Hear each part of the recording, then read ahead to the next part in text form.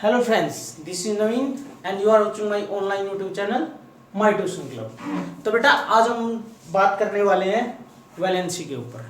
जो प्रीवियस अपनी क्लास थी उसमें हमने क्या किया था, लास्ट टाइम हमने किया था मोलिकुलर मास। जो लास्ट टॉपिक था अपना, किसी भी कंपाउंड का मोलिकुलर मास निकालना, ये हमने क्या किया था, कंप्लीट कर लिया था। तो उसके आगे अपना क्या आता है बेटा, उसके आगे आते हैं अपने वैलेंसी। ठीक है, तो जब हम बात करते हैं वैलेंसी की, तो बेटा वैलेंसी से पहले मैं चाहूंगा आपका ध्यान किस तरफ जाए। नंबर एक, एटॉमिक नंबर। ठीक है, आपको सबसे पहली बात क्या होनी चाहिए, एटॉमिक नंबर याद होना चाहिए। दूसरा, मैंने अपनी जो प्रीवियस क्लास थी उसके अंदर क्या बताया था, इलेक्ट्रॉन्स की डिस्ट्रीब्यूशन। किसी भी एटम में इलेक्ट्रॉन की जो डिस्ट्रीब्यूशन है बेटा, उसको मैंने क्या किया था, एक्सप्लेन किया था, इलेक्ट्रॉन की डिस्ट्रीब्यूशन कैसे करनी है। ठीक है, अगर आपको एटॉमिक नंबर पता है तो इलेक्ट्रॉनिक डिस्ट्रीब्यूशन जो एक एटम के डिफरेंट सेल है उसके अंदर किस तरह से करनी है, ये आपको मैंने क्या किया था, बताया था। तो कैसे करनी होती है बेटा, सेकंड आपको क्या चीज याद होनी चाहिए, इलेक्ट्रॉनिक डिस्ट्रीब्यूशन। इलेक्ट्रॉनिक डिस्ट्रीब्यूशन, ये अगर बात आपको दोनों क्लियर है तो आप आसानी से किसी भी चीज, किसी भी एलिमेंट की वैलेंसी को क्या कर सकते हैं, फाइंड आउट कर सकते हैं। और अगर आपने किसी एलिमेंट की वैलेंसी को पता कर लिया ना भाई, तो आप उस किसी भी एलिमेंट से कोई भी कंपाउंड बड़ी आसानी से बना सकते हैं। तो इस चीज के लिए आपको सबसे पहले, अगर आपको ये दो पॉइंट अच्छी तरह क्लियर नहीं है, इलेक्ट्रॉन क्या होता है, इलेक्ट्रॉनिक डिस्ट्रीब्यूशन क्या होती है, ये चीज अगर आपको क्लियर नहीं है तो मैं अपनी वीडियो में डिस्क्रिप्शन के अंदर इसका क्या कर दूंगा, लिंक डाल दूंगा, आप वहां से जाके इसको देख सकते हैं। ठीक है, तो चलिए हम स्टार्ट करते हैं अपना टॉपिक। अपने टॉपिक के अंदर बेटा हम बात करते हैं किस चीज की, वैलेंसी की। ठीक है, तो वैलेंसी की अगर मैं बात करता हूं तो वैलेंसी से पहले एक पॉइंट कर लेते हैं, छोटी सी डेफिनेशन। वैलेंस इलेक्ट्रॉन क्या होते हैं।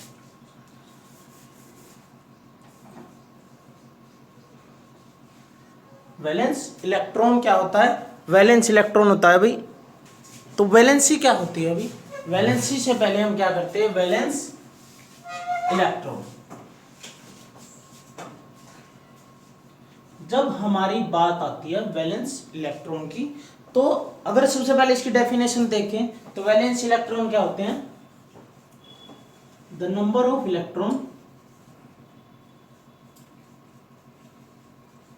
electrons present in outermost shell of any atom।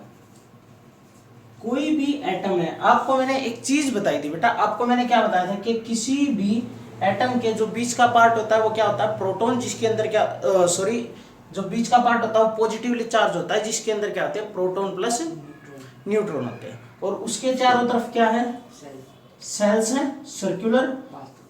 ठीक है, जिनको हमने क्या किया था, डिनोट किया था KLM और N से। ठीक है, तो क्या है, सबसे बाहर मान लीजिए इसकी 4 वैलेंस है। ठीक है, मैंने आपको एक चीज बताई थी, electronic distribution.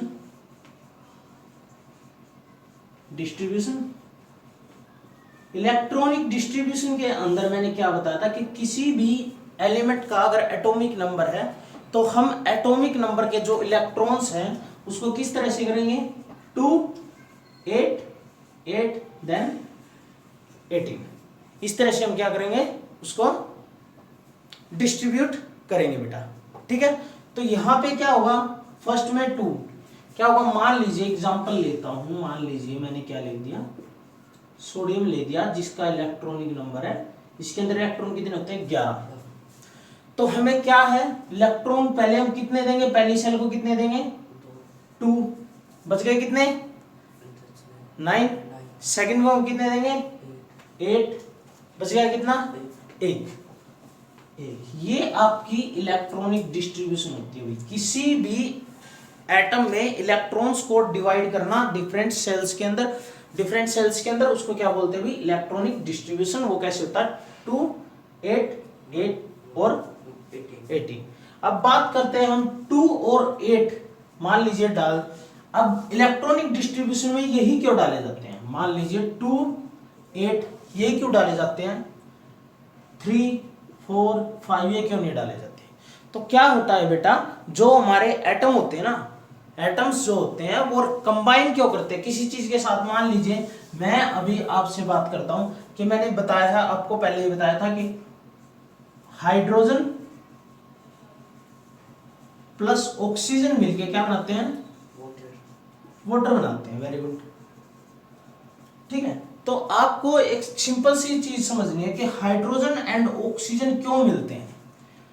Hydrogen and oxygen क्यों मिलते हैं बेटा, आपको पता चलेगा नेक्स्ट जो आपका क्या होगा लेक्चर होगा, जो आपका नेक्स्ट चैप्टर है उसके अंदर आपको एक चीज पता चलेगी कि हाइड्रोजन एंड ऑक्सीजन एक दूसरे के साथ केवल इसलिए रिएक्ट करते हैं क्योंकि उनके लास्ट में या तो 2 आ जाए या फिर 8 आ जाए, ठीक है।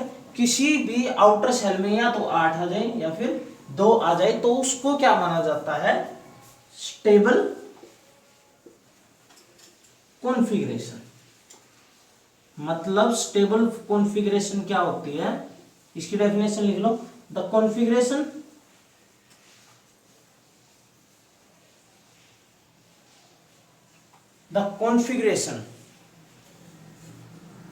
at which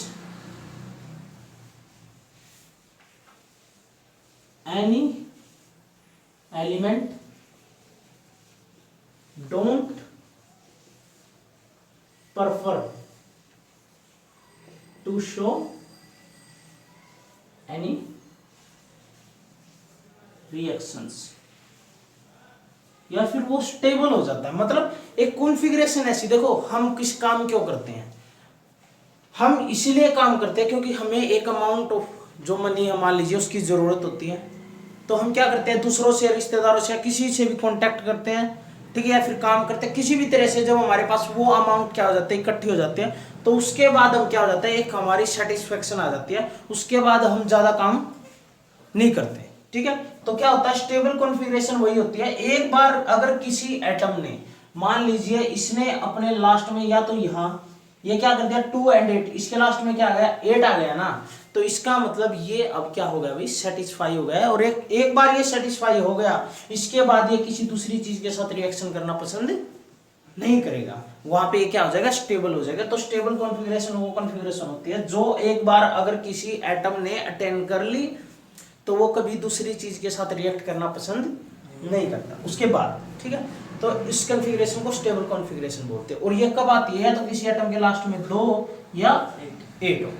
और अगर बात आती है 2 की, तो बेटा आपको बता देता हूं, किसी मान लीजिए इसके लास्ट में मैं बोल दूं कि इसने सोडियम ने 1 इलेक्ट्रॉन यहाँ पे 2 कर लिए, तो स्टेबल कॉन्फ़िगरेशन हो जाएगी, नहीं होगी। स्टेबल कॉन्फ़िगरेशन कब होगी, जब पहली ही सेल के अंदर 2 होंगे, उसके अलावा बेशक दूसरी सेल में तीसरी या चौथी जो भी सेल होगी उसके अंदर अगर लास्ट में 2 आता है तो वो स्टेबल कॉन्फ़िगरेशन नहीं होगी। तो अगर मैं मानता हूं तो ये स्टेबल कॉन्फ़िगरेशन 2 वाली एक हाइड्रोजन के अंदर होती है और एक हीलियम के अंदर, इसके अलावा किसी के अंदर ये ऑब्जर्व नहीं की जा सकती। क्यों, क्योंकि एटॉमिक नंबर इसका होता है 1, इसको 1 और मिल गया 2 हो गए, इसके पास 2 होते ही हैं, इसके पास 2 होती हैं, उसके अलावा कोई भी ऐसा एलिमेंट नहीं होगा जो इस कंडीशन पे अपने आप को क्या शो कर सके, स्टेबल शो कर सके। तो आपको ये पता चल गया स्टेबल कॉन्फ़िगरेशन। आपको 2 चीज पता चली है कि एक तो वैलेंस इलेक्ट्रॉन क्या होते हैं, जो लास्ट में किसी भी एटम के लास्ट जो सेल होगी उसमें जो इलेक्ट्रॉन होंगे वो आपके क्या होंगे, वैलेंस इलेक्ट्रॉन होंगे। इसके बारे में भी डिस्कस कर रहे हैं। और एक मैंने अभी आपको क्या रिवाइज करवाया है इलेक्ट्रॉनिक डिस्ट्रीब्यूशन, जिसके अंदर हम बताते हैं कि इलेक्ट्रॉनिक डिस्ट्रीब्यूशन जो इलेक्ट्रॉन है, टोटल एटॉमिक नंबर है किसी का, मान लीजिए इसका एटॉमिक नंबर है 11, इसको किस तरह से डिस्ट्रीब्यूट करना है चारों सेल्स के अंदर, ठीक है। इसके अंदर मैंने डिटेल से पिछली वीडियो में बता रखा है, जिसका मैं डिस्क्रिप्शन आपको, जिसका मैं लिंक पिछले डिस्क्रिप्शन में आपको डाल दूंगा, वहां से आप देख सकते हो। तो अब क्या है, सोडियम है, यहां पे आपको पता चल गया कि कोई भी एलिमेंट, कोई भी सब्सटेंस दूसरे सब्सटेंस के साथ, दूसरे एलिमेंट के साथ रिएक्शन क्यों करता है, क्योंकि उसको कोई भी कंपाउंड बना के अपने लास्ट में या तो 8 या फिर 2 क्या करना होता है, कॉन्फ़िगरेशन लेके आनी पड़ती है। मगर 2 है जो वो हाइड्रोजन, मैक्सिमम हाइड्रोजन की फॉर्म में, हाइड्रोजन में ही मिलते हैं, और हीलियम में, हीलियम के अंदर पहले ही 2 है, तो खास किसी के साथ वो नहीं करता, रिएक्शन करना पसंद नहीं करता है। तो आपको ये चीज समझ में आ गई। अब बात करते हैं अपनी, जो हम बात कर रहे थे किस चीज के ऊपर, वैलेंस इलेक्ट्रॉन के ऊपर। ठीक है, अब जब हम अपने टॉपिक पे आते हैं वैलेंस इलेक्ट्रॉन पे, तो वैलेंस इलेक्ट्रॉन के अंदर हम क्या बता रहे हैं आपको कि किसी भी सेल के आउटर मोस्ट जो क्या होगी सेल होगी, उसके अंदर जो टोटल इलेक्ट्रॉन होंगे वो उसके वैलेंस इलेक्ट्रॉन होंगे बेटा। तो जैसे एग्जांपल ले लिया, मान लीजिए मैं 2-3 ले लेता हूँ, सोडियम ले लिया, ऑक्सीजन ले लिया, नाइट्रोजन ले लिया, क्लोरीन ले लिया और मैग्नीशियम ले लिया। मैंने 4 ले लिए। मैं इनके आपको वैलेंस इलेक्ट्रॉन निकाल के बताऊंगा। तो इसका एटॉमिक नंबर कितना होता है बेटा? इसका एटॉमिक 11, इसका 8, नाइट्रोजन का 7, क्लोरीन का 17 और मैग्नीशियम का 12। ठीक है, ये आपको समझ में आ गया। तो अब मैं ये तो क्या मैंने लिख दिया, एटॉमिक नंबर लिख दिए। ठीक है, एटॉमिक नंबर। यहां से मैं क्या करता हूं, इनका कॉन्फ़िगरेशन, इलेक्ट्रॉनिक कॉन्फ़िगरेशन। बिल्कुल सिंपल कंसेप्ट है बेटा, बिल्कुल सिंपल कंसेप्ट है। एक बार अगर आपको आ गया तो आप इससे बिल्कुल आसानी से क्या कर सकते हैं, कर सकते हैं। और अगर ये कंसेप्ट आ गया तो बेटा आपका आगे का जितना चैप्टर रहता है ना, या फिर पीछे का भी चैप्टर, अगर ये समझ में आ गया तो आप पीछे के चैप्टर को भी आसानी से कर सकते हो, और इससे आगे जो चैप्टर बच गया एटम एंड मॉलिक्यूल, उसको भी क्या कर सकते हो, कंप्लीटली समझ सकते हो बड़े अच्छे से। तो सोडियम है कितना हो गया, पहली सेल में आते हैं 2, बच गए कितने 9, सेकंड में कितने आ गए 8, बच गया कितना 1, तो लास्ट में आ गया 1। इसका मतलब इसकी आउटर मोस्ट सेल है, जो सबसे बाहर की सेल है, उसमें कितने इलेक्ट्रॉन है 1। तो ये क्या होगा इसका वैलेंस इलेक्ट्रॉन। ये आपको क्या आ गया, अभी समझ में आ गया। ठीक है, सेकंड आ गई ऑक्सीजन 2 एंड लास्ट में 6। ये आपका है समझ में 6। इसका मतलब इसके क्या है, वैलेंस इलेक्ट्रॉन है। ठीक है, थर्ड क्या आ गया 2 एंड 5, तो इसका मतलब इसके अंदर वैलेंस इलेक्ट्रॉन कितने हैं 5 है टोटल। आ गया बेटा, आपको समझ में आ रहा होगा कि वैलेंस इलेक्ट्रॉन एक्चुअली होता क्या है। ठीक है, आपको डिस्ट्रीब्यूट करना है सिंपल। 17 में क्या आ गया 2 8 7, 8 और 2 10 एंड 7 17 टोटल। ठीक है, तो इसका मतलब 7 वैलेंस इलेक्ट्रॉन है। ये आपको पता चल गया बेटा। अब मैग्नीशियम का निकाल के बताओगे, मैग्नीशियम का क्या करेंगे 12, 2 एंड 8 एंड 2। इसका मतलब इसके क्या है वैलेंस इलेक्ट्रॉन कितने हैं 12। इलेक्ट्रॉन कितने हैं टोटल 2। इसके वैलेंस इलेक्ट्रॉन 2 है। तो इस तरह से आप किसी भी चीज का आसानी से वैलेंस इलेक्ट्रॉन निकाल सकते हैं। ठीक है, अगर आपको आ गया तो आप निकालेंगे फास्फोरस का निकालेंगे, सल्फर का निकालेंगे, एल्यूमिनियम का निकालेंगे, ठीक है, और कैल्शियम का निकालेंगे और पोटेशियम का। ठीक है, आगे समझ में इनका आप निकाल के देखेंगे। अगर आपने ठीक निकाल दिया तो इसका मतलब आपका क्या आ गया बिल्कुल आंसर। इनका आंसर बताने की मुझे जरूरत ही नहीं है, बिल्कुल सिंपल सा कंसेप्ट है, कोई कैलकुलेशन वगैरह इसके अंदर है नहीं। तो नेक्स्ट जो अपना आता है, एक बार हमें वैलेंस इलेक्ट्रॉन पता चल गया तो हम वैलेंस इलेक्ट्रॉन से आसानी से क्या निकाल सकते हैं, वैलेंसी डिटरमाइन कर सकते हैं बेटा। तो अब अपना नेक्स्ट जो पॉइंट आ गया वो क्या आ गया, वैलेंसी आ गया अभी। ठीक है, तो वैलेंसी जो पॉइंट है, वैलेंसी क्या होती है अगर मैं बताता हूं वैलेंसी। ठीक है, वैलेंसी समझने के लिए, ठीक है, सबसे पहले डेफिनेशन कर लेते हैं। वैलेंसी क्या होता है, द टोटल कंबाइनिंग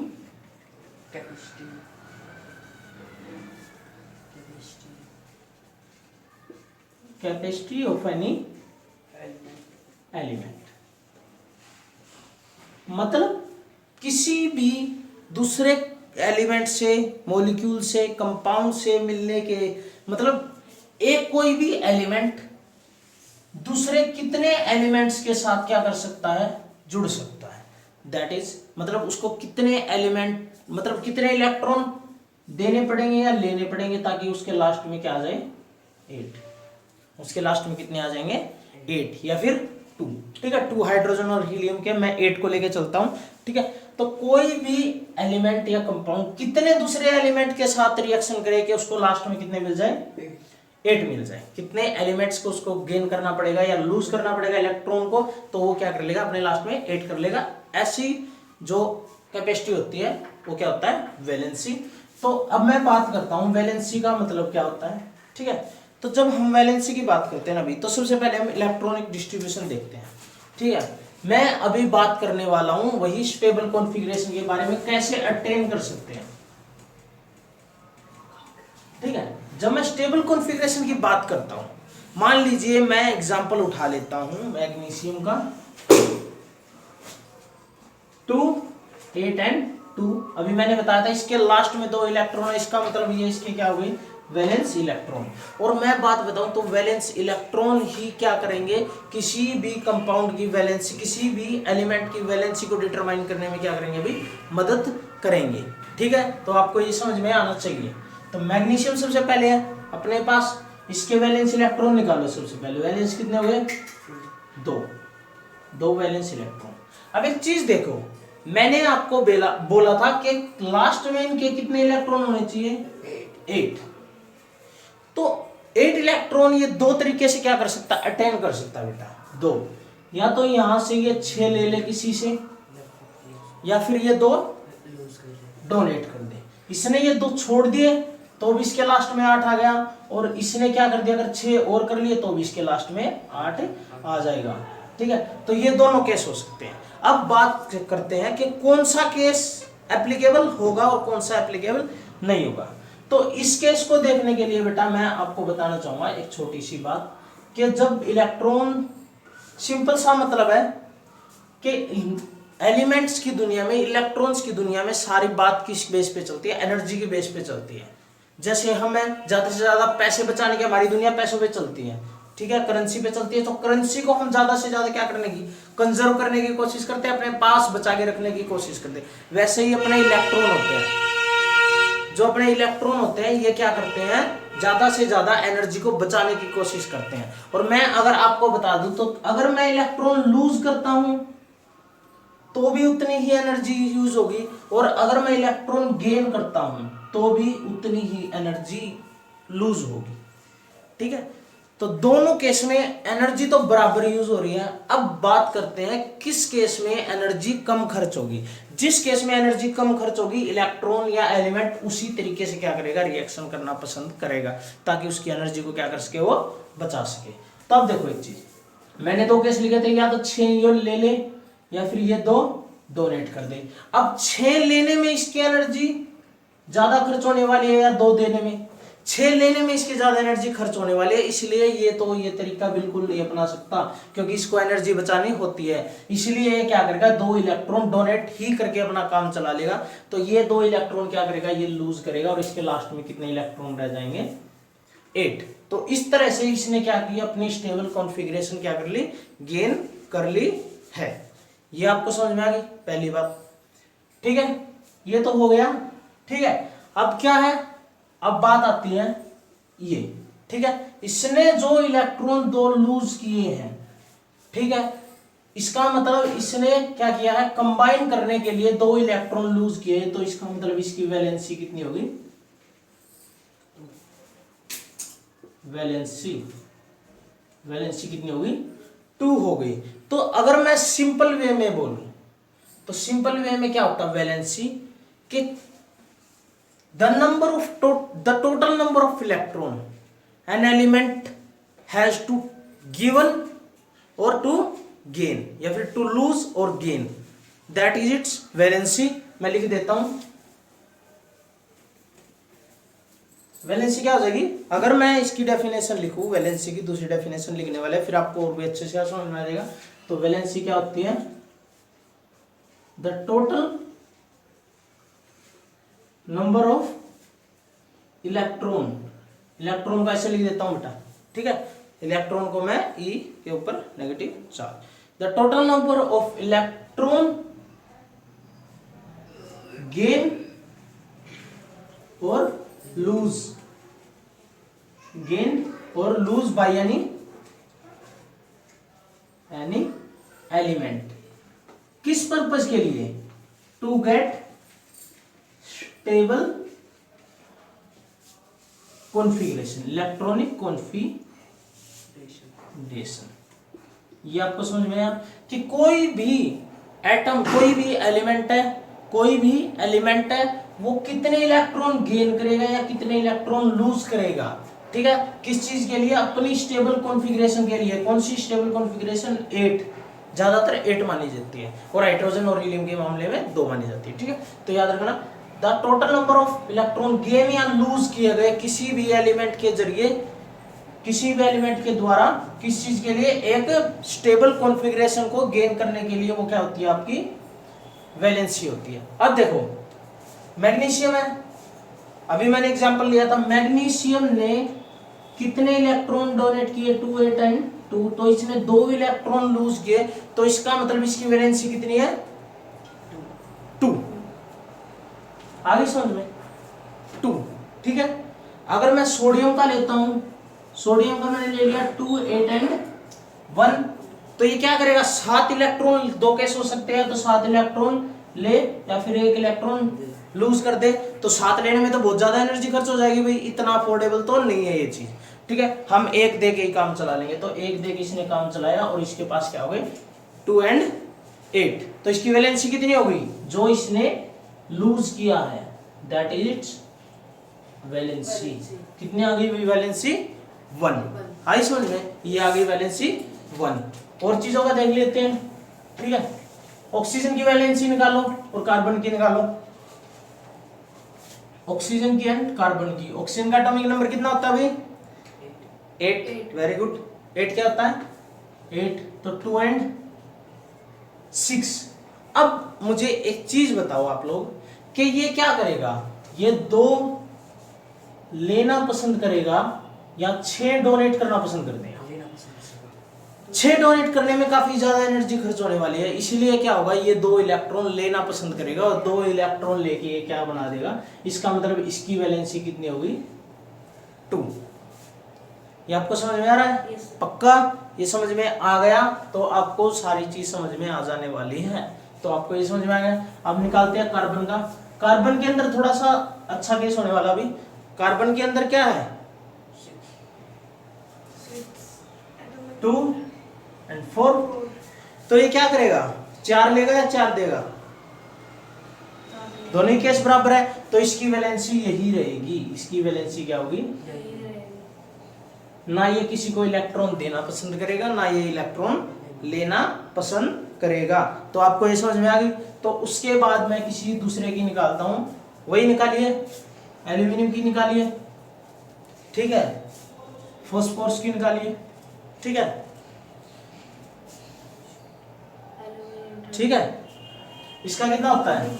13, 15 निकालो। सबसे पहले इसके वैलेंस इलेक्ट्रॉन निकालोगी, ठीक है। वैलेंसी निकालने के लिए सबसे पहले वैलेंस इलेक्ट्रॉन निकाल के बताइए। वैलेंस इलेक्ट्रॉन कितने होंगे? 2, 8 एंड 3, 2, 8 एंड 5। अब देखो, मैं एल्यूमिनियम और फास्फोरस की बात कर रहा हूं आपके सामने। तो देखो एक चीज, इसको 5 लेना पड़ेगा या 3 देना पड़ेगा? तो ये क्या करेगा? 5 नहीं ले सकता, काफी एनर्जी खर्च हो जाएगी, इसीलिए क्या करेगा? 3 डोनेट कर देने वाला है। और इसकी वैलेंसी कितनी आ गई? 3। आगे समझ में।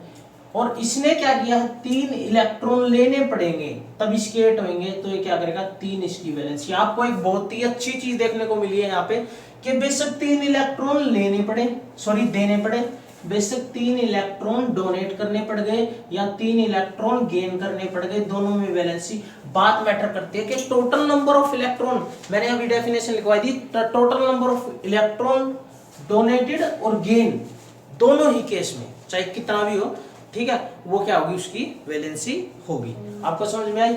ठीक है। और दूसरा आपको वैलेंसी निकालने का सिंपल सा तरीका, अगर डायरेक्ट निकालने का तरीका देखिए, वैलेंसी यहां से आपको निकालनी आ गई है, आप प्रैक्टिस करेंगे तो आपको वैलेंसी डायरेक्ट याद भी हो जाती है, ठीक है। तो क्या करते हैं, मान लीजिए मेरे पास एक नंबर ले लेता हूं, वैलेंसी कितनी हो सकती है? मान लो टोटल, मैं वैलेंस इलेक्ट्रॉन लेता हूं,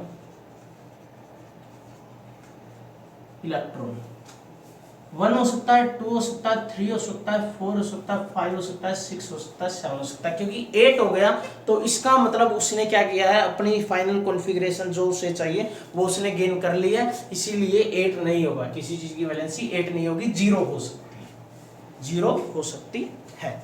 आई समझ, 0 वैलेंसी कब होगी मैं आपको बताता हूँ, ठीक है। अब देखिए इसने बोला है क्या, पहले मैं बोलता हूं अगर किसी चीज के किसी एलिमेंट की जो वैलेंस इलेक्ट्रॉन है वो है 1, 2 एंड 3। देखना बेटा ध्यान से, अगर किसी एलिमेंट के लास्ट में जो वैलेंस इलेक्ट्रॉन है, कौन से होते हैं वैलेंस इलेक्ट्रॉन, ये वाले, अगर किसी चीज के लास्ट में वैलेंस इलेक्ट्रॉन है 1, 2 एंड 3 तो यही इसकी वैलेंसी हो जाएगी। अगर किसी भी एलिमेंट के वैलेंस इलेक्ट्रॉन क्या है 1, 2 एंड 3 है तो उसकी वैलेंसी भी वही होगी। जैसे इस मैग्नीशियम की 2 है, सोडियम की 1 है, एल्यूमिनियम की 3 थी भाई, ठीक है, याद समझ में। उसके बाद अगर किसी के अंदर 4 है तो मैंने बता दिया 4 में तो क्या होगा, 4 ही रहेगी उसकी वैलेंसी। उसके बाद सेकंड क्या आता है अपना 5, 6 एंड 7। अगर किसी भी एलिमेंट के वैलेंस इलेक्ट्रॉन 6, 7, 5 3 है तो उसको क्या कर देंगे, टोटल जो कॉन्फ़िगरेशन होती है कौन सी, स्टेबल। टोटल मुझे चाहिए 8 है, 8 में से मुझे कितने लेने पड़ेंगे, कैसे निकालेंगे, माइनस इनमें से जो भी वैल्यू होगी, मान लीजिए मैं x रख देता हूँ, x इनमें से कोई भी, ठीक है, x = 5, 6, 7 कोई भी हो सकता है, ठीक है। तो वो आ जाएगा, जो आंसर आएगा वो अपनी क्या होगी, वैलेंसी होगी। एग्जांपल लेके देख लेता हूं, अगर किसी चीज के लास्ट में 6 है, अगर किसी एलिमेंट का वैलेंस इलेक्ट्रॉन कितना है 6 है तो मैं क्या करूंगा 8 - 2 दैट इज इट्स, सॉरी 8 - 6 2, ये उसकी होगी वैलेंसी। बिल्कुल सिंपल सा तरीका है बेटा, बिल्कुल सिंपल सा तरीका है। एक बार थोड़ा सा ध्यान दोगे, सुन भी लिया यहाँ पे ध्यान से, तो आप बिल्कुल आसानी से किसी चीज की वैलेंसी निकाल सकते हो। और वैलेंसी बहुत मायने रखती है बेटा आपके through out the life, MSc तक भी वैलेंसी ही मायने रखती है किसी चीज की, ठीक है। तो मान लीजिए किसी चीज के लास्ट में 7 है, जैसे मैं ले लिया क्लोरीन ले लिया, ये क्या हो गया सल्फर, ठीक है, क्लोरीन है, क्लोरीन 8 - 7 1, ये क्या होगी वैलेंसी होगी। बिल्कुल सिंपल सा कंसेप्ट है बेटा वैलेंसी का। तो आपको क्या है, वैलेंसी का पता चल गया है, ठीक है। अगर आपको अब वैलेंसी का पता चल गया तो इसके बाद हम अपना लास्ट जो पॉइंट है, ठीक है, आज के लिए वो लास्ट पॉइंट हम करेंगे, वो क्या होंगे आयंस, ठीक है, आयंस करेंगे। आयंस क्या होते हैं बेटा, आयंस वैलेंसी से ही पता चलते हैं किसी चीज, ठीक है। वैलेंस इलेक्ट्रॉन और वैलेंसी से ही क्या कनेक्टेड होते हैं, अपने आयंस कनेक्टेड होते हैं। और वैलेंसी का यूज आपको आगे बहुत अच्छे से मिलने वाला है, ठीक है। वैलेंसी से आपको क्या पता चलता है, देखिए आयंस को बताने से पहले, टॉपिक है अपना आयंस, मगर आयंस को बताने से पहले एक छोटी सी बात बताने वाला हूं आपको। क्या, मान लीजिए मैंने अभी आपको जस्ट एक छोटा सा टॉपिक समझाया कि मान लीजिए मैग्नीशियम है, आपको जस्ट एक वर्ड याद रखना है, ठीक है। सबसे पहले the element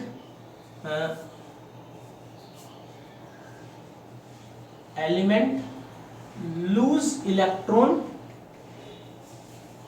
and acquires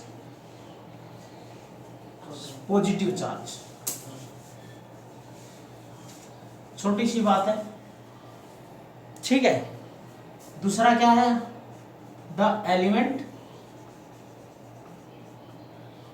gains क्या, इलेक्ट्रॉन एंड एक्वायर्स कौन सा चार्ज आएगा भाई, नेगेटिव चार्ज। ये दो बात क्लियर कर ही लेते हैं अभी, ठीक है। इसको भी हम क्लियर कर देता हूं आपके लिए।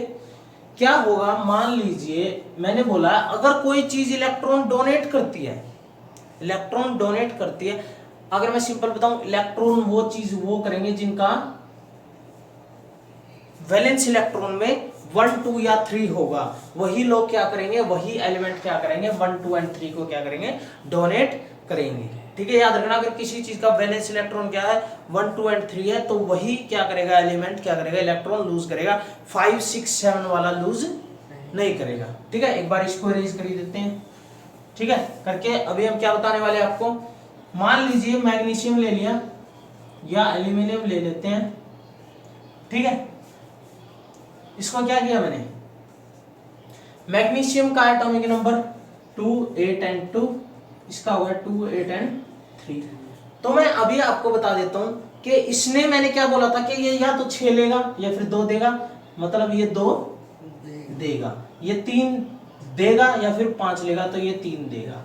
अब एक चीज आपको समझा देता हूं कि अगर किसी चीज ने किसी एलिमेंट ने इलेक्ट्रॉन लूज किए हैं, अगर किसी एलिमेंट ने इलेक्ट्रॉन लूज किए हैं, किसी एलिमेंट ने इलेक्ट्रॉन लूज किए हैं तो उसके ऊपर चार्ज आ जाएगा कौन सा, पॉजिटिव। इसका मतलब मैग्नीशियम के ऊपर चार्ज आएगा पॉजिटिव, मैग्नीशियम के ऊपर चार्ज आएगा पॉजिटिव। और कितना पॉजिटिव आ सकता है बेटा, जितने नंबर ऑफ इलेक्ट्रॉन ये क्या करेगा वो डोनेट करेगा। इसी का पॉइंट उठा लेते हैं।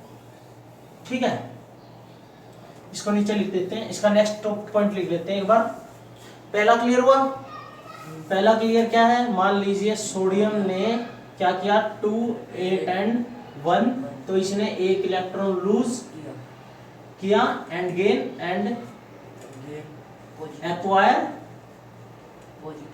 Positive charge. ये तो हुई पहली बात अपनी, ये बिल्कुल समझ में आने की बात है, बिल्कुल सिंपल सी है। एक इलेक्ट्रॉन लूज किया है तो इसने कितना इलेक्ट्रॉन मतलब कितना चार्ज ले लिया अपने ऊपर, पॉजिटिव चार्ज ले लिया।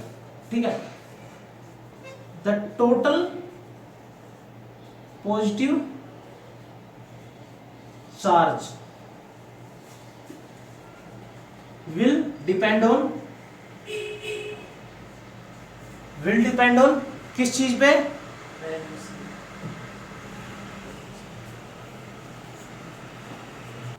तो क्या हो जाएगा, the total positive charge will depend on the number of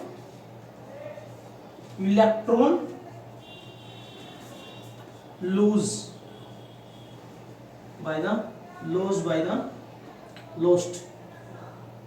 lost by element.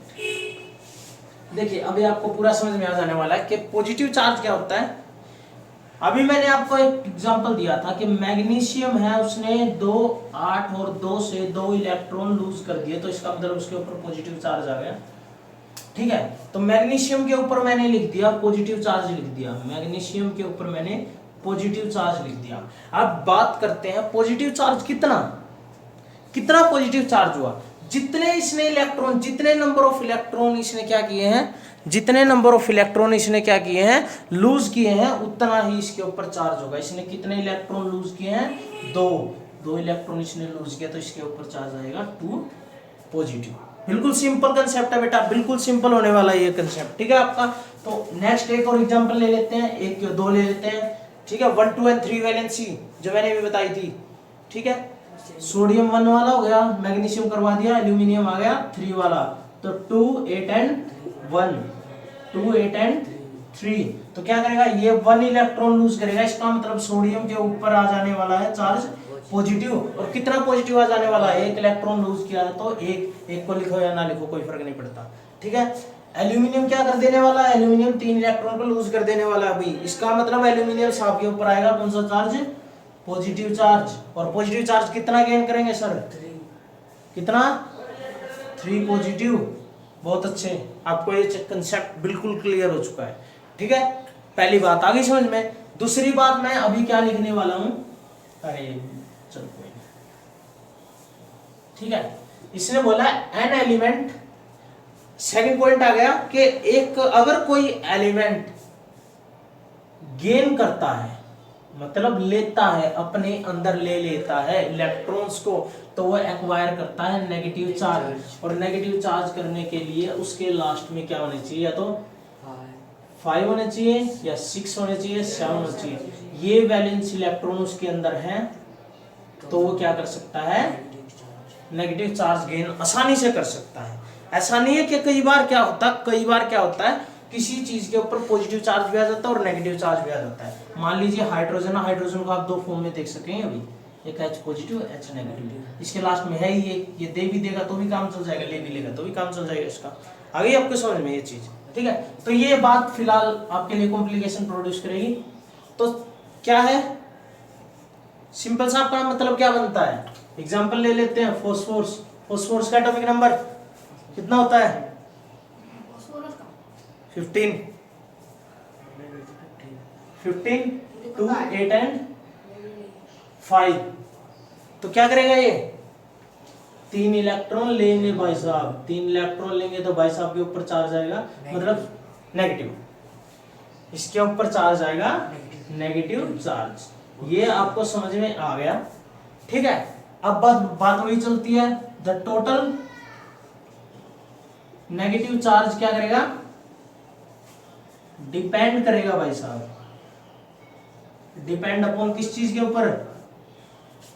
ऊपर, टोटल नंबर ऑफ इलेक्ट्रॉन जितने सर क्या करेंगे, गेन करेंगे upon total number of electron gain by element के द्वारा जो भी क्या करेगा, इलेक्ट्रॉन को क्या किया जाएगा, अपने अंदर लिया जाएगा या प्राप्त किया जाएगा, उसको क्या करेंगे, उसके ऊपर कौन सा चार्ज आ जाएगा, नेगेटिव चार्ज आ जाएगा भाई। तो नेगेटिव चार्ज कैसे आएगा, मान लीजिए मैंने फास्फोरस ले लिया, ठीक है, क्लोरीन ले लिया, दो ही ले लेते हैं एग्जांपल, ठीक है, सल्फर ले लो, उसमें क्या फर्क पड़ता है, ठीक है। तो एग्जांपल ले लेते हैं क्या, 15 2 8 and 5, very good, 15 chlorine 17 2 8 and 7। तो क्या होगा, बताइए बेटा क्या होगा, इसकी सिंपल सी बात है, इसको 3 इलेक्ट्रॉन लेने पड़ेंगे, इस भाई साहब को 1 इलेक्ट्रॉन की जरूरत है, तो भाई साहब 1 इलेक्ट्रॉन लेंगे, तो इसका मतलब फास्फोरस के ऊपर नेगेटिव चार्ज आएगा, ठीक है। तो कितना आएगा, ठीक है। नाइट्रोजन के ऊपर भी क्या आएगा, नाइट्रोजन सर है 2 एंड 5, इनको 3 की जरूरत रहती है, तो N3 नेगेटिव। क्लोरीन है, क्लोरीन सर क्या करेंगे, 1 इलेक्ट्रॉन गेन करेंगे, Cl के ऊपर नेगेटिव चार्ज होगा, और कितना चार्ज होगा, 1 नेगेटिव होगा। आगे भी समझ में ये बात पक्का आ गई ना, बिल्कुल आसान चीज है। यहां से आपका क्या एक नया टॉपिक की शुरुआत होती है, हो चुकी है, आपने पढ़ लिया है आयंस। अब देखते हैं, अभी आपको आयंस कंप्लीटली क्या उसका है, क्लियर हो चुका है टॉपिक के स्टार्ट होने से पहले ही, ठीक है। आयंस क्या होते हैं, नॉर्मली मैंने बताया था, मैं आपको अभी एक बात क्लियर कर देता हूं कि कोई भी अगर मैं किसी एटम की बात करता हूं, एटम की जब मैं बात करता हूं तो मैं उसको न्यूट्रल लेता हूं। सोडियम मतलब न्यूट्रल, ना इसके ऊपर पॉजिटिव चार्ज ना नेगेटिव चार्ज, मतलब कौन सी कंडीशन, 2 8 एंड 1 वाली, ठीक है। अगर इसने इलेक्ट्रॉन लूज किया या गेन किया, कुछ भी करता है, तो ये क्या बन जाएगा, आयन। याद रखना, अभी मैंने क्या करवाया आपको, आयन का छोटा सा इंट्रोडक्शन दिया है, ठीक है। तो आयंस की डेफिनेशन ले लेते हैं। सबसे पहले आयन की डेफिनेशन क्या बन जाएगी, these are the positive, these are the charged species। अभी ये क्या, अभी क्या है, ये क्या है, चार्ज स्पीसीज है, जो कैसे फॉर्म हुई है, किस तरह से ये फॉर्म होने वाली है, बोलो, फॉर्म्ड बाय लॉस और गेन ऑफ इलेक्ट्रॉन, ठीक है, formed by loss of the gain of electron. और क्यों, फाइनल रीजन क्या है, इलेक्ट्रॉन का गेन करने का या लूज करने का, उसको अपने लास्ट में कितने इलेक्ट्रॉन चाहिए। सारा जो खेल चल रहा है ना मेरे भाई, वो एनर्जी के लिए चल रहा है, सॉरी कॉन्फ़िगरेशन के चल रहा है। कॉन्फ़िगरेशन मतलब मैं स्टेबल होना चाहता हूँ, मुझे स्टेबल स्टेट चाहिए, ठीक है, इधर उधर भागने का कोई मतलब नहीं बनता है, ठीक है। तो मुझे लास्ट में चाहिए 8, और 8 चाहिए तो 8 चाहिए, उसके लिए मैं कुछ भी करूंगा, इलेक्ट्रॉन दूंगा या फिर इलेक्ट्रॉन लूंगा। तो आपको ये चीज समझ में आ गई, ठीक है, आगे भी समझ में। तो अब बात करते हैं आयंस की टाइप। आयंस भी आपके 2 टाइप के होते हैं, कौन से, एक होता है कैटायन, एक होता है एनायन, होता है कैटायन एंड एनायन।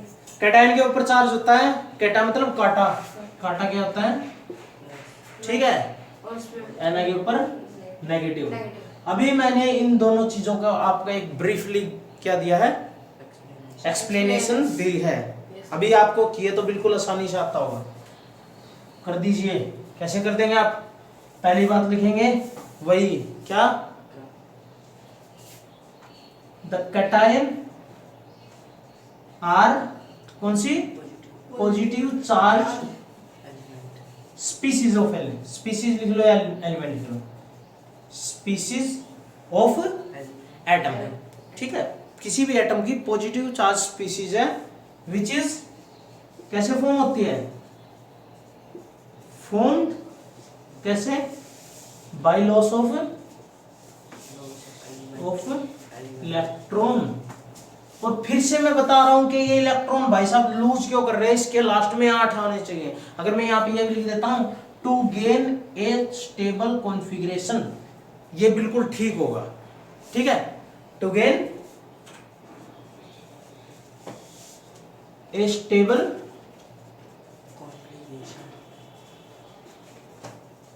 लालच किस चीज का है, इस चीज का, स्टेबल कॉन्फ़िगरेशन का लालच है भाई। स्टेबल कॉन्फ़िगरेशन किसी भी चीज के, मैं इलेक्ट्रॉन लूज करके, अगर इलेक्ट्रॉन लूज करके मैं क्या करता हूं, स्टेबल कॉन्फ़िगरेशन गेन कर रहा हूं ना, तो ये बहुत अच्छी बात है, ठीक है।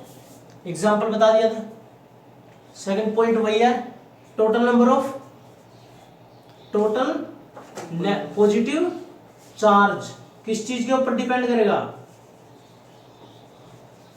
अपॉन किस चीज पे भाई, टोटल पॉजिटिव चार्ज किस चीज पे डिपेंड करेगा, total number of electron loss. Total number of electron जो क्या होगा, लॉस होगा, उस पे क्या करेगा, डिपेंड करेगा क्या, अपना कैटायन पे कितना पॉजिटिव चार्ज। तो भी थर्ड पॉइंट अपना क्या हो जाएगा, यहां तक हमने क्या लिखा है, total positive charge depend upon the total number of electron lose. तो जितने इलेक्ट्रॉन लूज होंगे बेटा उतना ही चार्ज आएगा। चार्ज कितना आ जाएगा, एल्यूमिनियम है तो 2 8 एंड 3 लूज करेगा, एल्यूमिनियम के ऊपर चार्ज आ जाएगा 3 पॉजिटिव, सोडियम के ऊपर आ जाएगा 1 पॉजिटिव, अभी करवाया है, मैग्नीशियम के ऊपर आ जाएगा 2 पॉजिटिव। ये आपको बड़ी आसानी से समझ में आ गया है, ठीक है, पूरा कंसेप्ट आपको क्लियर हो चुका है। ये एक बार ध्यान से सुनिएगा। एनायन, एनायन क्या स्पीसीज होने वाली है, द एनायन क्या होती है, the anion are positive negative charge, sorry, the anion are negative charge species formed कैसे, बाय गेन ऑफ इलेक्ट्रॉन, बेटा गेन ऑफ इलेक्ट्रॉन, ठीक है, टू गेट टू एक्वायर क्या, स्टेबल इलेक्ट्रॉन कॉन्फ़िगरेशन। तो स्टेबल जो कॉन्फ़िगरेशन होगी वो क्या करेगा, गेन करेगा इलेक्ट्रॉन को, क्या करके गेन करके, ठीक है, लेके, ठीक है। तो सेकंड क्या हो गया, वही सेम लाइन जो करवाई थी, the total positive charge depend upon the total number of the electron gained. Total negative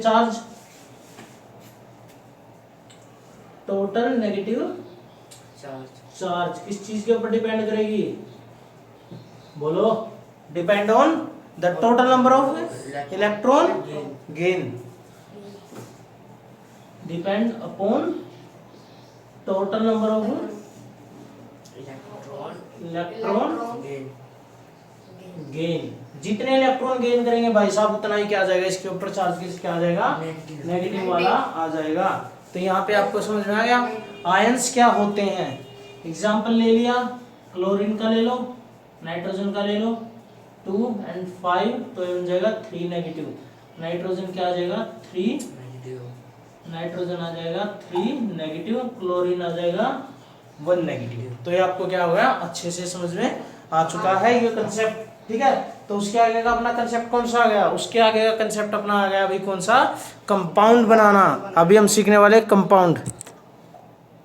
तो भाई अपना नेक्स्ट जो टॉपिक आने वाला है वो होता है राइटिंग मॉलिक्यूलर फॉर्मूला। अब बेटा जब आपको वैलेंसी क्लियर हो गई है, वैलेंस इलेक्ट्रॉन क्लियर हो गया, पॉजिटिव नेगेटिव जो चार्ज आएगा किसी भी एलिमेंट के ऊपर, वो जब आपको क्लियर हो गया तो अब आप क्या कर सकते हैं, राइटिंग एटॉमिक कोई भी मॉलिक्यूलर फॉर्मूला, किसी भी कंपाउंड को बनाना आपके लिए बड़ा ही आसान होने वाला है बेटा। ठीक है, किसी भी कंपाउंड को बनाने के लिए एक छोटी सी चीज आपको एक टेबल लिख लेनी पड़ेगी, वो आप लिख लीजिएगा अभी। ठीक है, तो क्या करेंगे, सबसे पहले हाइड्रोजन, लिथियम, पोटेशियम, सोडियम लिख लीजिए, सोडियम, पोटेशियम,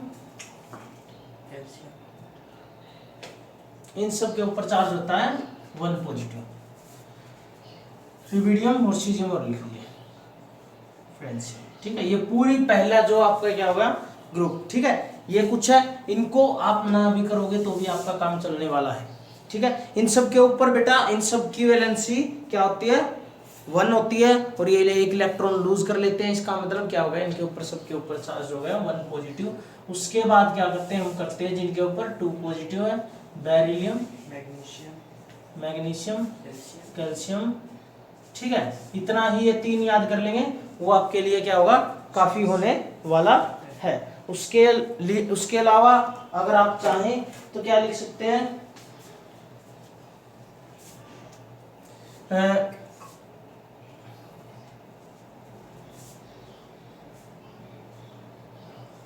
बेरियम लिख सकते हैं और रेडियम। ठीक है, रुबिडियम लिखिए। ठीक है, ये आप क्या कर सकते हैं, नहीं तो इसके बिना भी आपका आसानी से क्या चलने वाला है, काम चल रहा है। इन सब के ऊपर आपका क्या हो गया, चार्ज कौन सा हो गया, अभी पॉजिटिव 2 चार्ज हो गया। उसके अलावा क्या आ गया, एल्यूमिनियम आ गया, स्केनियम आ गया। ठीक है, कॉपर के ऊपर भी 2 पॉजिटिव चार्ज होता है, कॉपर के ऊपर भी क्या होता है, 2 पॉजिटिव चार्ज होता है।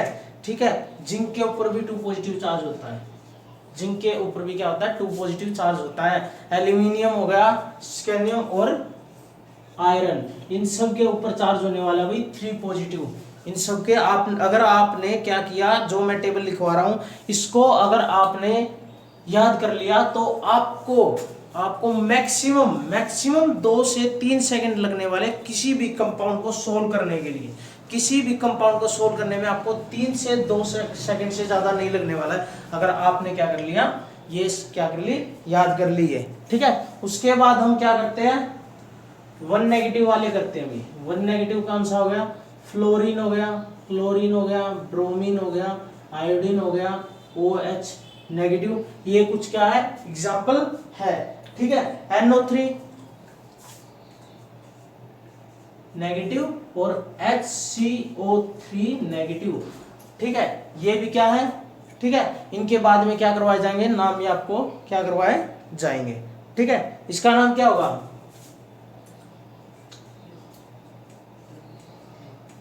Fluoride ion. ठीक है, इसको क्लोराइड आयन, इसको क्या बोला जाएगा, ब्रोमाइड बोला जाएगा, इसको बोला जाएगा आयोडाइड, आयोडाइड आयन। ठीक है, इन सब के ऊपर 1 नेगेटिव चार्ज में लगा देता हूं। ठीक है, OH को क्या बोलते हैं, हाइड्रोक्साइड। इस चीज को क्या बोलते हैं भाई, OH नेगेटिव को हम क्या बोलते हैं, हाइड्रोक्साइड आयन क्या करते हैं इसको। और आपका जो NO3 नेगेटिव है इसका नाम होने वाला है नाइट्राइड। ठीक है, इसका नाम क्या होने वाला है, आपका नाइट्राइड होने वाला। तो भी आपका NO3 नेगेटिव जो होने वाला है वो नाइट्रेट होने वाला है, आपका नाइट्रेट आयन। उसके बाद HCO3 आपका हो जाएगा बाई कार्बोनेट आयन, या फिर इसको हाइड्रोजन कार्बोनेट भी बोलते हैं, हाइड्रोजन कार्बोनेट। ये आपका क्या होता है। ठीक है, HCO3 नेगेटिव। ठीक है, उसके बाद एक और लिख लेते हैं जिसके ऊपर होगा 2 नेगेटिव चार्ज होगा। 2 नेगेटिव चार्ज में कौन कौन से आते हैं, oxygen, O2 negative, H2 negative, NO2 negative, ठीक है, सॉरी SO4 2 नेगेटिव, ठीक है, SO3 2 नेगेटिव। ये कुछ एग्जांपल है किस चीज के, जिसके आप ऊपर आपको क्या आने वाला है, नेगेटिव चार्ज आने वाला है, वो भी 2। एक और लिख लो भाई, कार्बोनेट CO3 2 नेगेटिव, ये आपका क्या होने वाला है, ये इसी का पार्ट है भाई, ठीक है, कार्बोनेट आयन। आगे भी समझ में। उसके बाद एक रह गया आपके पास जस्ट छोटा सा, जिसके ऊपर 3 नेगेटिव आता है। 3 नेगेटिव नाइट्रोजन के ऊपर आता है, 3 नेगेटिव नाइट्रोजन के ऊपर क्या आता है अभी, 3 नेगेटिव आता है। और PO4 3 नेगेटिव, PO4 3 नेगेटिव क्या है आपका आता है, ठीक है। ये आपके पास क्या हो गए, कुछ आयंस हो गए, ठीक है। इन आयन का नाम देख लेते एक बार। तो इनका नाम क्या हो जाने वाला बेटा, जो मैंने अभी आयंस लिखवाया है, इसका नाम हो जाएगा ऑक्साइड आयन। इसका नाम क्या होगा, ऑक्साइड आयन होगा, ठीक है। H2 नाइट्रोजन का सल्फाइड, सल्फाइड।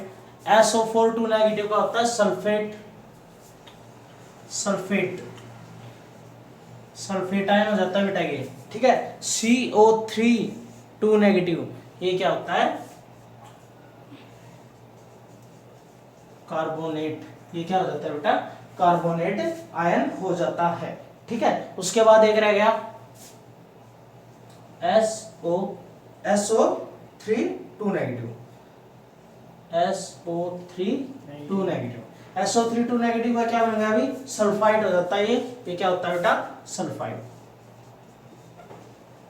इसको क्या बोल देते हैं, सल्फाइड, ठीक है। ये तो हो गए कौन से, जिनके ऊपर क्या चार्ज होता है अपना, positive charge, sorry 2 negative charge होता है, ठीक है। उसके बाद आ गया अपना नाइट्राइड। ये क्या हो गया अपना नाइट्राइड, और ये अपना फॉस्फेट आयन है बेटा, इसको क्या बोलते हैं, फॉस्फेट आयन बोलते हैं इसको। ये अपना क्या बच गया, फॉस्फेट आयन, ठीक है। तो इस तरह से मैंने आपको +1 +2 +3 -1 -2 -3 इन तीनों के अलग अलग एलिमेंट्स लिखवा दिए। अगर आपने डायरेक्टली याद कर लिया कि किस एलिमेंट के ऊपर, जैसे मैग्नीशियम के ऊपर 2 पॉजिटिव होता है, कैल्शियम के ऊपर 2 पॉजिटिव होता है, ठीक है, एल्यूमिनियम के ऊपर 3 पॉजिटिव होता है, OH के ऊपर 1 नेगेटिव होता है, कार्बोनेट के आयन के ऊपर 2 नेगेटिव होता है, सल्फेट आयन के ऊपर 2 नेगेटिव, सल्फाइड आयन के ऊपर 2 नेगेटिव होता है, ठीक है। इस तरह से आपने क्या कर लिया, अगर याद कर लिया तो आप बड़ी आसानी से क्या कर सकते हैं, किसी भी मॉलिक्यूलर फॉर्मूला लिख सकते हैं किसी भी कंपाउंड का, ठीक है। जैसे मैं अभी एग्जांपल लेने वाला हूं, कुछ एग्जांपल की अगर बात करें, कुछ एग्जांपल ले लेते हैं NCERT वाले, ठीक है। मान लीजिए मैं सबसे पहले आपको एक सिंपल सा देता हूं, ठीक है, सिंपल सा देता हूं, सोडियम हाइड्रोक्साइड। आपको क्या करना है, सोडियम हाइड्रोक्साइड लिखना है। हमें पता है कि सोडियम के ऊपर चार्ज है वही पॉजिटिव, और ऑक्साइड के ऊपर होता है, हाइड्रोक्साइड के ऊपर होता है OH नेगेटिव। तो देखो बेटा, आपको क्या कर देना, जो पॉजिटिव है वो तो नेगेटिव वाले के नीचे लगा देना है, और जो नेगेटिव वाला है वो पॉजिटिव वाले के नीचे लगा देना। तो क्या बन गया, NaOH, ठीक है। अभी मैं एग्जांपल लेता हूं सेम सोडियम, मैं एग्जांपल लेता हूं सोडियम का ही, सोडियम कार्बोनेट। अगर मैं बात करता हूं सोडियम कार्बोनेट की, तो बेटा आपको बड़ा अच्छे से पता है कि सोडियम के ऊपर होता है चार्ज कौन सा, 1 पॉजिटिव, और कार्बोनेट के ऊपर जो मैं बात बताता हूं, कार्बोनेट के ऊपर आपका चार्ज होता है क्या, कौन सा चार्ज होता है भाई, 2 नेगेटिव। देखो सोडियम के ऊपर 1 पॉजिटिव चार्ज और कार्बोनेट के ऊपर 2 नेगेटिव चार्ज, ये दो यहाँ पे लगा देना, 1 यहाँ पे लगा देना, क्या बन जाएगा, Na2CO3। ये आपका किसका हो गया अभी, सोडियम कार्बोनेट का, ठीक है। और अभी मैंने बताया था बाइकार्बोनेट का, अभी मैं कर लेता हूँ बाइकार्बोनेट, Na के ऊपर पॉजिटिव 1, और कार्बोनेट के ऊपर बाइकार्बोनेट HCO3, यहाँ पे नेगेटिव था ना, अगर इसको आर पार करेंगे तो क्या होगा, NaHCO3। ये आपको बिल्कुल आसानी से क्या हो जाने वाला, बेटा कोई भी कंपाउंड आप लिख सकते हैं, ठीक है। मान लीजिए उसके अलावा, ठीक है, आपको एक थोड़ा सा दे देते हैं, एल्यूमिनियम सल्फेट का लिखिए। एल्यूमिनियम सल्फेट का मैं लिखता हूं, मुझे दिया गया एल्यूमिनियम सल्फेट, ठीक है। सल्फेट के ऊपर चार्ज कितना होता भाई, SO4 2 नेगेटिव। एल्यूमिनियम के ऊपर होता भाई 3 पॉजिटिव, SO4 2 नेगेटिव, ये 2 यहां लग जाएगा, 3 यहां लग जाएगा। अब क्या होगा, एल्यूमिनियम के नीचे 2, अब ये 3 लगेगा ना बेटा, SO4 सारों के नीचे क्या लगेगा, 3 लगेगा। ये आपका क्या बन गया, एल्यूमिनियम सल्फेट बन गया बेटा, ठीक है। पोटेशियम नाइट्रेट,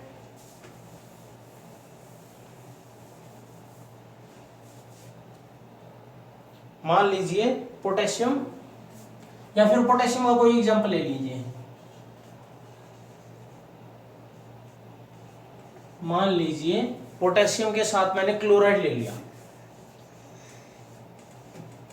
मान लीजिए मैंने क्या कर दिया, पोटेशियम के साथ क्या ले दिया, क्लोराइड ले दिया, ठीक है। तो क्या हो गया, पोटेशियम के ऊपर चार्ज पॉजिटिव, वहां पे रह गया था, आप लिख लीजिएगा कि पोटेशियम के ऊपर भी क्या होता है, एक पॉजिटिव चार्ज होता है, ठीक है।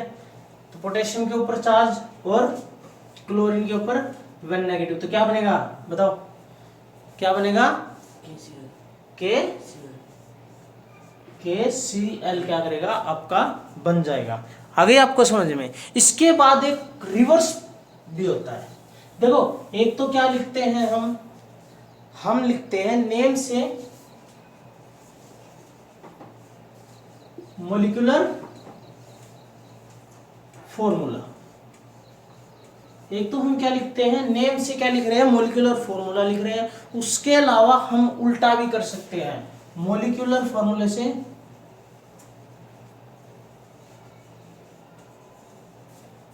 नेम बताओ, ठीक है। या फिर इसको डिसोसिएट करो, मतलब तोड़ना, ठीक है। मान लीजिए मुझे कैल्शियम हाइड्रोक्साइड को CaOH2 कैल्शियम हाइड्रोक्साइड का तोड़ना है, ठीक है। तो कैल्शियम हाइड्रोक्साइड को ब्रेक करने के लिए आपको सबसे पहले दिमाग में एक चीज याद आनी चाहिए कि जो ये नीचे लिखा हुआ है ना बेटा, ये कहां जाएगा, किसके टॉप पे, इधर वाले के। तो कैल्शियम के ऊपर 2 पॉजिटिव और इसके ऊपर जो था ना 1 है, तो यहाँ पे OH नेगेटिव। और इससे अच्छा है तो आपको पता होना चाहिए कि सिंपल कैल्शियम के ऊपर 2 पॉजिटिव चार्ज होता है, OH के ऊपर 1 नेगेटिव है। आपको करने की जरूरत ही नहीं है, वो टेबल याद कर ली तो आपको कुछ भी करने की जरूरत नहीं है। आपको पूरा मॉलिक्यूलर जो सिस्टम होगा ना, मॉलिक्यूलर फॉर्मूले का सिस्टम, वो आपको क्या हो जाने वाला है, पूरा याद हो जाने वाला है भाई, ठीक है। नेक्स्ट कोई भी एग्जांपल ले लीजिए। नेक्स्ट एग्जांपल अमोनियम सल्फेट का ले लेते हैं। अमोनियम सल्फेट का,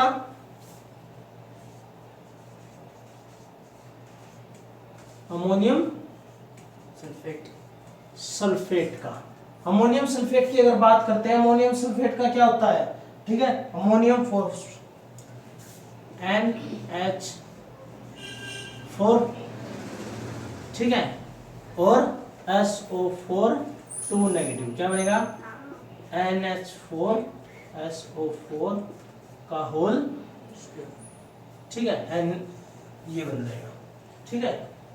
सॉरी, इसके क्या लग जाएगा, पूरे का लगेगा नहीं, इसको यहां से लेके क्या लगा देंगे, यहां लगा दो, ठीक है। ये आपका क्या हो जाएगा, आपका अमोनियम सल्फेट का क्या हो जाएगा, स्ट्रक्चर हो जाएगा, ठीक है। हाइड्रोजन सल्फाइड लिखिए, एक लास्ट एग्जांपल, हाइड्रोजन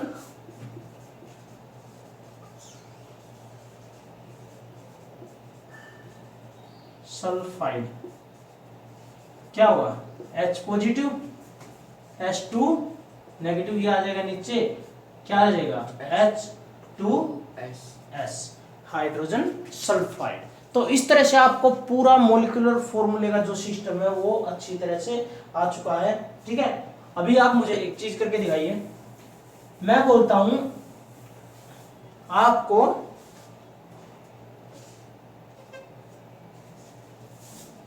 MgCl2 इसको डिसोसिएट करना है, तो कैसे डिसोसिएट करेंगे, ये 2 है, ये कहाँ जाएगा मैग्नीशियम के ऊपर, पॉजिटिव चार्ज के फॉर्म में ये आ जाएगा यहाँ, और जो यहाँ होगा वो आएगा यहाँ Cl नेगेटिव। ठीक है, मान लो Fe2O3 को तोड़ना है तो कैसे डिसोसिएट करेंगे, ये आ जाएगा यहाँ पे, ये आ जाएगा यहाँ पे, Fe3 positive, Fe2 positive, sorry Fe3 positive. ठीक है, और ऑक्सीजन 2 नेगेटिव। ये आपका क्या आ गया। उसके बाद एक सिंपल सी चीज बताता हूं आपको जिसमें आप गलती कर सकते हो, Na2SO4। अभी आपको क्या लगने वाला है कि 4 कहाँ जाएगा, यहाँ, ये यहाँ चला जाएगा, ये यहाँ चला जाएगा, मगर नहीं, मैंने अभी आपको ये एक आयन बताया था SO4 के ऊपर 2 नेगेटिव, ये वाला तो यहाँ चला गया SO4 2 नेगेटिव। इसको क्लियर करके एक बार अच्छी तरह देखते हैं। Na2 ये वाला जो है ये तो यहाँ चला गया, मगर ये तो बेटा पूरा एक आयन है। ठीक है, अगर मैं लिखता हूं Al2SO4 इसका होल थ्राइस, तो ये वाला थ्राइस है, ये यहाँ चला जाएगा, ये वाला यहाँ चला जाएगा, मगर ये तो एक ही आयन रहेगा। तो क्या होगा, ये तो किस में टूटेगा, Al3 पॉजिटिव SO4 2 नेगेटिव, ये तो हो गया। ये कैसे टूटेगा, Na2 negative plus Na positive. ये आपको बड़े अच्छे से क्या आना चाहिए, आपको समझ में आ गया है कि कोई भी, जैसे CO3 है, Na2CO3, अब आपको क्या करना है, ये 3 यहाँ पे लेके जाना है, नहीं लेके जाना है। क्यों, क्योंकि कार्बोनेट का क्या है, एक आयन है CO3 2 नेगेटिव, और आयरन वो सोडियम क्या बन जाएगा Na पॉजिटिव, तो ये Na पॉजिटिव। ठीक है, इसके नीचे इसको बोल सकते हैं 1 है, तो ये चला जाएगा यहाँ, और ये CO3 इस नीचे कौन आएगा, ये वाला। तो आपको इस तरह से क्या आ गया, पूरा टॉपिक ये समझ में आ गया। ठीक है, तो नेक्स्ट वीडियो में जो हम करेंगे, नेक्स्ट वीडियो में हम बहुत ही इंपॉर्टेंट टॉपिक करने वाले हैं बेटा। नेक्स्ट वीडियो को स्किप बिल्कुल भी ना करें, क्योंकि नेक्स्ट वीडियो में मैं आपको पूरा मोल कंसेप्ट समझाने वाला हूँ। और मोल कंसेप्ट एक बहुत ही जरूरी क्या है, कंसेप्ट है, जो आपको आगे बहुत काम आने वाला है फ्यूचर में भी। तो बेटा नेक्स्ट वीडियो को स्किप ना कीजिएगा, और इस वीडियो को बड़े अच्छे से पढ़िएगा। आपको पूरा चैप्टर, इस जो आपका पूरा चैप्टर है ना, ये थर्ड वाला एटम एंड मॉलिक्यूल, ये पूरा इसी टॉपिक पे बेस करता है। ठीक है, कंपाउंड बनाना, एटम बनाना, मॉलिक्यूल बनाना, ये सभी। ठीक है, तो आगे से नेक्स्ट वीडियो जरूर देखिएगा, और thank you for watching the video.